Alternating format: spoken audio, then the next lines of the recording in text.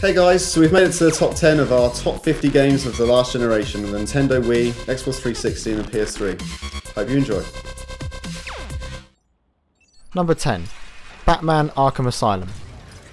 So kicking off the top 10 is just possibly one of the best Batman stories I think I've ever played. Yeah. Yeah, by far. Hands down the best superhero game ever as well. Yeah, I totally agree. It's just a game that just never failed to just be nothing short of amazing from the moment you stepped into that asylum to the moment you concluded the game. Yeah, I mean, I think it's the atmosphere that just makes it completely. I mean, it just, at all times you felt you were not entirely in control, especially the Scarecrow sections, some of the best bits in a game. Seriously, seriously good. Yeah. I mean, the amount of content as well, I know I always say it about good games and everything, but the amount of content, there's so much fan service, like all the Riddler sort of trophies to find, or the actual riddles to solve that always referred to other Batman villains. It's just an amazing fan service for any fan of DC. And I think the thing that just sort of pushes Asylum over the edge above City, which, City is technically the superior game, but the thing that Asylum just managed to do that little bit better was just keep the story really concise and on a very straight and narrow path. You never at any point felt that you were compromising the story by having villains or too many villains in it. And whilst, you said about fan service, whilst City did its fan service by including all the classic Batman villains, I think Asylum just managed to just keep it that bit more focused by not having so many villains, and the story in this game is just phenomenal. Number 9. Dead Space. I've never been so genuinely horrified playing a game before. Yeah. It's just nothing short of perfect in terms of a horror game. I mean, it's probably worth stressing that if you don't like horror, you will not like this game. But it's relentless, isn't it? It is just relentless. It's so good. There was a moment when playing this that I felt so tense and, I'll be honest, scared playing a section that I put the game down and didn't come back for about 3 months, which I never do, but it was terrifying. But there's just something about this game. It is the atmosphere. It is the claustrophobic feel to it. I mean, I know, looking at just this section right now, it feels very open, but it's not. There is just no element to this game do you ever feel like you're being given a break, and at no point do you feel like you're in an environment where you can just run away. You are trapped on a space station, or on a spaceship, with just hordes of the most unbelievable atrocities chasing you, and there's no way out. What sets it above the second and third installments is that it doesn't compromise with action. It is just all out horror. Number 8. Call of Duty 4. Modern Warfare. Call of Duty 4 is the best Call of Duty to date, really, and to be honest, maybe it'll be a little bit harsh, but it is the only one you should bother with, really. Controversial. Harsh but true. Yeah. It is very, very true. Yeah, I mean, it kicked off the Call of Duty wagon, as it were, but Infinity Ward peaked at this game. It is a tour de force. It is unrelenting. The multiplayer was fantastic. The story was just perfect. Some of the levels in that game were just so good. I mean, I think one of the best ones that comes to mind is when you're holding out with Price underneath, not with Price, sorry, the Scottish guy in the ghillie suits, and you're underneath phenomenal. Underneath the Ferris wheel. Again, you've got to hold it out. Yeah, very high tension throughout the whole man. level when you've got all that army and the tanks coming in over the hill, walking past you. Like you're like holding your breath while you're playing it. Oh man, man, so it just kicked off the whole military shooter thing for pretty much everyone, I reckon, and the gunplay was so good. Yeah, I mean, oh man, a lot of good memories of this game, like a lot of good memories. Like Call of Duty, Call of Duty 2, and even Call of Duty 3. They're all really good games. That was the staple point of Call of Duty. It was just like a period war game. And then as soon as you saw the words modern warfare, people were kind of like, oh right, okay, this is going to be different. This is going to be interesting. And what it did was just, like you said, reinvent the FPS. Number 7. Uncharted 2. Among Thieves.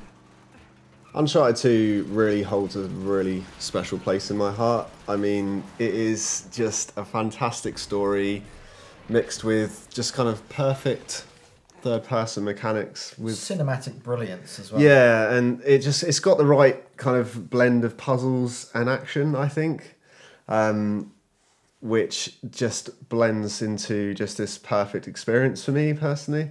I think, Naughty Dog really, really, really hit their stride after the first game with this game.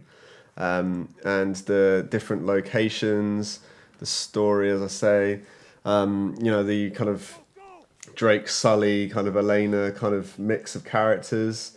I mean, it just resonated with me so much and, kind of stands as one of my favourite games ever, really. I think the set pieces are the best in the series. Yeah. They've got the biggest spectacle and they're the most enjoyable to do. Even though 3's a newer game, it never quite hit the same level of impressiveness as some of the pieces in this. I was just about to say that, even though it is an older game, it's still the best looking of the franchise so far.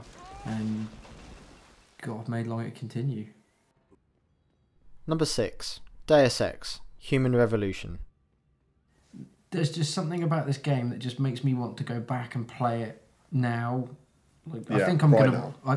Really, right now. Actually. Right now. I think this is a game that I'm going to be revisiting probably for the rest of my life. There is a game of every generation of consoles that people tend to sort of keep really close to them and never really sort of have a bad word to say about it. And for me, on the 360 and PS3, it's probably going to be Deus Ex.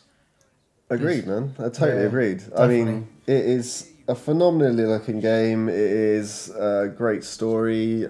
I mean, just the atmosphere, I think, really makes this game. Yeah. Yeah, definitely. It's just something about this kind of like kind of horrible, kind of dirty under earth, and then this kind of rises into this, sterile and it's definitely like a modern dystopia, isn't it? It is. I mean, it always got compared to Blade Runner because it has that modern dystopia feel to it. But I mean, apart from the fact that it mixed the first-person shooter with RPG elements and then third-person shooter aspects in the cover system, the thing that just completely elevated Deus Ex to just legendary status for me was the soundtrack. I cannot get enough of the music in this game. Absolutely. And the gameplay. So I've got to say, the gameplay, the versatility in it, the fact that you can go through. Man. Well, yeah, but you can go through without killing a single person, or you can go in and just butcher everyone. Yeah. You can go in without ever being seen, like through the rooftops and vents, or you can just walk through the front door and just blast everyone to bits. Perfect gaming. Number 5, The Last of Us. The first 15 minutes of this game genuinely made me cry. Like, just the intro to the story and then the title appearing, I did have tears streaming out of my eyes. It really, really affected me. Yeah. I have to agree completely. I found the whole thing to be a real emotional journey from start to finish, really. Like, just some moments you just can't believe what's happening on screen. Yeah, I mean, I think one of the things about this game that not a lot of people kind of mention is that it is actually really scary at times. Yeah. Yeah, it's extremely tense. Yeah, I mean, it is tense at all times whenever you get a clicker in the room, God. Man, like there are times when you're going through, like certain underpasses and tunnels and stuff and you're trying to forge your way through. I mean, I was just not messing with them. I decided to just like kind of stealth away through. And that was a really cool way of kind of reversing the terrain, and it's just such a good game, man. Like, there's so many good story arcs and story kind of plot twists, and I think one of the things that does set this game apart from just your average third-person shooter and adventure game is the use of the lighting. It's such a realistic, natural look to the game that when you're in the dark, you are in the dark. Yeah. Your flashlight will illuminate a very small area in front of you, like it would if you were in real life. And as a result, it is one of the best games of the generation. yeah. And the partnership between Joel and Ellie is easily one of the best. Yeah. Just so real. Yeah, I know, right? You kind of feel like she's your daughter. It's weird. Absolutely. Number 4, Mass Effect 2. Boy, oh boy, we're into the top 5, number 4, and Mass Effect 2 is easily worth it. I mean, good lord, this game is good. Such an expansive universe they create as well. Yeah, Absolutely. I'm a big fan of the whole series, but this is by far the best. Yeah, I think the thing that stands this, head and shoulders above 1 and 3, for example, and many other games in the generation is purely the choice that you have. Yeah, definitely. And the way that you level up and getting your characters and your team on your side to get to the final mission. And if you haven't played it, the last mission is something to behold. And you do need to pay attention throughout the whole story to make sure you get to the end, because it is called the suicide mission for a reason. And throughout the whole Mass Effect series, it is one of the things that really resonated with me throughout the whole generation was, when you started with Shepard as your character and you went through 1, 2 and 3, it was just something that I don't think's ever been captured before. You obviously have your level select, your character select in Skyrim and stuff, but this was your personal character. You took him through the whole story, and that was just something that I don't think I've experienced in a generation. The choices you make, how they ripple through all games. Exactly. And it is the sci-fi story that I've always wanted in a game. It is truly, truly awesome. Number 3, Bioshock Infinite. Bioshock Infinite is one of the best stories ever made in gaming. Absolutely. And one of the best games ever made. Yeah, it's unbelievably enjoyable and expansive and an actual... Well, it's just a technical masterpiece, really. Yeah, good lord, man. I don't know where to start on this game, really. I mean, it's my game of the year, 2013, by a country mile. And saying that as a year that had Last of Us and Tomb Raider and games like that, it's just caliber of game is just phenomenal. It's storytelling, though, I think, is where all the Bioshock games have always been very, very good. But there is something about Infinite which just... Every twist and turn in the story just sort of offers you just a little bit more to make you kind of go, okay, I'm really hooked and I want to see where this is going. And when you start reaching the climax of the game, that's when everything just starts coming together really neatly, really nicely, and then all of a sudden you've just hit one of the best stories ever. Yeah, I mean, and a companion and Elizabeth, we were just talking about Joel and Ellie. I think arguably this is better. I mean, Elizabeth is just such a charming character, and you kind of fall in love with her. And I'm not ashamed to admit that I fell in love with a video game character because it's cool. It's just, words can't explain. I mean, you finish the experience, and the first thing you want to do is jump back in, because as soon as you have finished it, the second playthrough is a new experience. Yeah. And anything that can do that is clearly genius. Number 2, Grand Theft Auto 5. How can you beat Bioshock Infinite? GTA 5, basically. Trevor. Good God, this game is good. It's just massive. It's fun. It's everything I wanted from a GTA since GTA 3. It's amazing that a game this big, and this truly is huge, actually looks this good as well. Yeah. It's a technical marvel. Yeah. I mean, there's so much to do, so much to see. I mean, I never thought I would enjoy playing golf in a video game. I've just never genuinely experienced such an alive city, such an alive experience before. Like, you go into it every single time you go into it, you will witness something different. Yeah. Even if you're not playing missions, even if you're just cruising around, you will see something, or something will happen that will be completely unique each time. The world is alive regardless of what you're doing. Exactly. It is really the Matrix, really. Yeah. You think about it. This is the Matrix. I think the problem I had was that, GTA 4, I spent so much time on it, and I just every time I boot it up, I just do something stupid, like just drive around and run people over. And the problem I had when I came into 5 was like, I'm just going to do that again, and I have, and I've just been captured again, and I just do stupid stuff. But this time, I can do it online with my friends. Yeah. And man, GTA Online is just something. It just elevates this game into this absolute legendary status.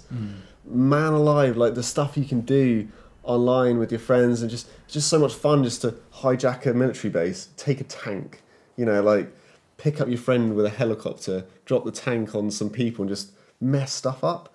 And I just can't stop raving about this game, and I think it's difficult not to rave about the game. You almost need, a few hours to talk about the genius that is GTA 5. Number 1. Bioshock. Bioshock is my favourite game of all time. It is not only absolutely beautiful, plays phenomenally, but it has the best story in any game. Ever.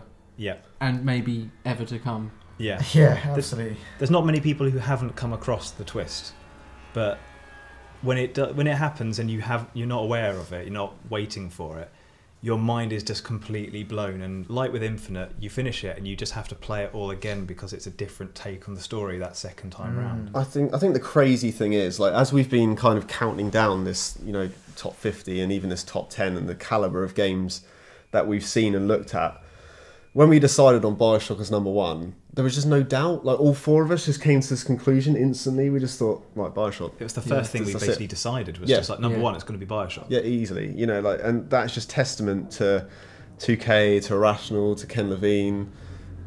There's just not a single thing I can say bad about this game. It's probably because there is nothing bad to say about it. No, I think anyone that decides they're going to nitpick and pick holes in Bioshock is doing so purely because they want to sound different.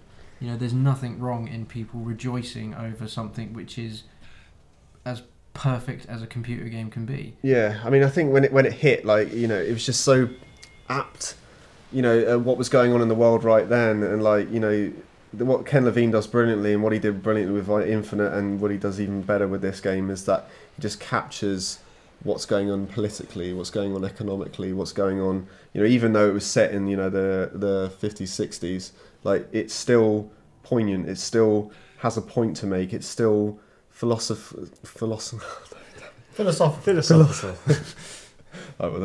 It's still philosophically just in your mind, and when I played this the first time, it just struck a massive chord and I just couldn't stop thinking about it. No. And I revisited it again a few months back before I started Infinite, and I'm so glad I did. It just reminded me of just how far games have come. Man. I mean, it looks nice now, but when it first came out, it was the most beautiful thing that had ever been made in games. The water, although now it just looks, good. I still think it looks great. great. It looks great. At the beginning, oh yeah, still it's stands. stunning. But there were water effects, like when it burst through pipes and things like that. Yeah, the glistening look of it. Yeah, it just hadn't been done when before. When you walk through it and how it affects your the screen and we haven't even mentioned one of the biggest things about this game yet is the moral choices of Little Sisters. Yes. Man alive, I kind of felt so dodgy doing that at first, but when you got through, you started caring about them, or it's just. I couldn't ever sacrifice them personally. I didn't. I soaked every single one that first time round. Yeah. There was, like you say, there is something inherently wrong with murdering a very small little girl. Yeah. But there will be people that the first thing given that choice would have gone is they would have harvested them instantly. Yeah. And that says a lot. When you've got that moral choice, and there are people that decide to do this or do that. It does kind of set you up for that kind of what kind of person are you? For a computer game to ask you such a fundamental question, what type of person are you? That's incredible storytelling. I mean, it's not just that as well. It's just the characters it creates. Sander Cohen is easily one of the best characters in a video game ever. The splices, the entire atmosphere of Rapture. We haven't even mentioned Rapture. Yeah, True. The best environment in games. Character of all, really. It is the game. It's just beautiful Art Deco, and it's so horribly tense and dark and dingy and harrowing. And finding all the things like the audio diaries and getting the stories fleshed out for all the civilians and the characters, it's just so immersive and brilliant. The one place I think I would love to visit in any type of computer game would probably be Rapture. Even though it would be the most single terrifying moment of my life, there is something about Rapture that just whenever you hear the word Rapture, see the city, or anyone even just talks about it, the first thing that I do is I just get goosebumps all over. Absolutely. And again, it's just a game that kind of fits well into the horror genre as well. There are genuinely scary parts of this game when you're going into Purple. And one of my highlights is when, in Sander Cohen's section, when there's statues And they'd like kind of appear, just like Jesus. Doctor Who. It's like amazing how it's terrifying it can be, but at the same time quite humorous. Yeah. It seems to strike this real comedic. Yeah, there's like chord when they're as coming well, at you and they're like going, just screaming like obscenities at you. It's like it shouldn't be funny, but it really is. And this is just. I think the other thing we just need to quickly throw in there is plasmids. Oh god, yeah. Plasmids was just one of the single best inventions of any computer game. All of this comes together to create not only one of the best games of the generation, but arguably one of the best games ever made. So there you have it. That was our top 50 of the last generation. Hope you enjoyed it. You're no doubt going to disagree with some of our choices, so let us know in the comments below and make sure you check out all the rest of our videos at GamesHud.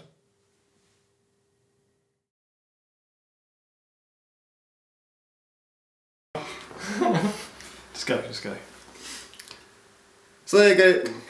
Do I really have to do this? Yeah, you have to be in it. Alright.